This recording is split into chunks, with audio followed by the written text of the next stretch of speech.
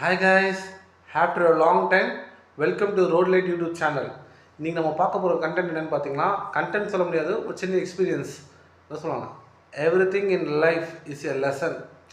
பெரியவங்க சொல்லுவாங்க பார்த்தீங்களா, பா வாழ்க்கையில் எல்லாமே ஒரு பாடம் தான்ப்பா அப்படின்னு. அது மாதிரி நான் எனக்கு ஒரு பாடம் கற்றுக்கினேன். என்னென்னு பார்த்தீங்கன்னா, இப்போ நான் ஒரு இடத்துல வேலை செஞ்சுட்ருக்கேன். அந்த இடத்துல நமக்கு ஒரு ஹாஸ்டல் அகாமடேஷன் கொடுத்துருக்காங்க. அங்கே நம்ம போகிறோம், ஒரு ரூம் ப்ரொவைட் பண்ணுறாங்க. அந்த ரூமில் போய் நம்ம தங்குறோம். சூப்பராக இருக்குது ரூமு.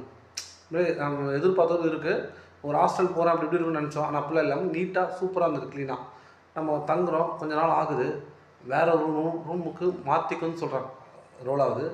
அங்கேருந்து வேறு ஒரு ரூமுக்கு மாற்றிக்கணும்னு சொல்கிறாங்க.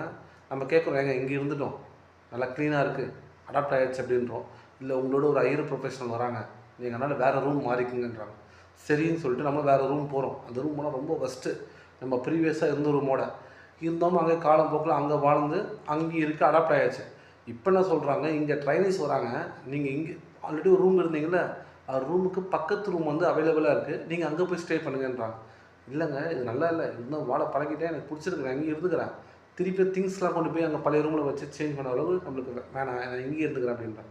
இல்லை நீங்கள் அந்த ரூம் தான் போகணுன்றாங்க. சரி அங்கே போயாச்சு. என்னடா இது, ஃபஸ்ட்டு நம்மளுக்கு ரூம் தந்தாங்க, அது பிடிச்சிருந்தது, நம்ம கேட்கல, ஆனால் அதை அனுபவிச்சு நல்லா இருந்தது. அப்புறம் அங்கேருந்து மாறலன்னு சொன்னோம். இந்த ரூம் பிடிக்கல, ஆனால் இங்கே போய் வாழ பழகினோம். திருப்பி நீ பிடிச்ச ரூமுக்கே போகன்றாங்க. ஆஹா, செம்ம லெசன் தானே இது அப்படின்னு.